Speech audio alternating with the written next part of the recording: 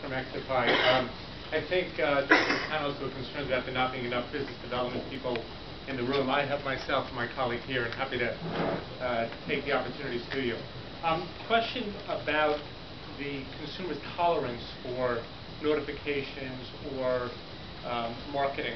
I get the Valpak envelope maybe twice a month in the mail, and I will dig through it because, well, I don't want to change my windows or have my chimney cleaned. There's something about the car cleaning or the Mighty Maids, whatever it's called.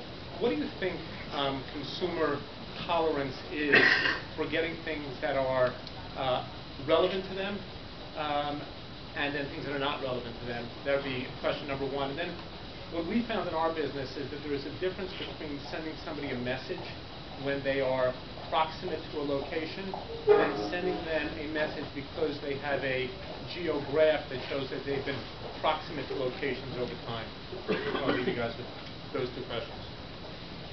Well, if you're talking about the nerds like some of us, like me, they'll take all the messages. They'll just scroll from Twitter style, but you've got like the general person and the general consumer who's still leery of sharing. They're the ones who are making some of the noise about privacy and things of that nature. So it's going to be interesting to see when Facebook gets involved, when there's 500 million users who have access to location stuff. What happens? I mean, we saw Google with an opportunity to kill Twitter with Buzz, right? So they had this ridiculous user base with Gmail, and they didn't do any of the right things. If Facebook comes into the game with a self-service model and all the same functionality, I think there's a better chance of seeing exactly how this stuff can play out. I would also go. I would go back to basic premise of right message, right time, right way. And I would also start to break down demographic segments. Certain kids, like, in text messaging, and I've done a lot of that in my life.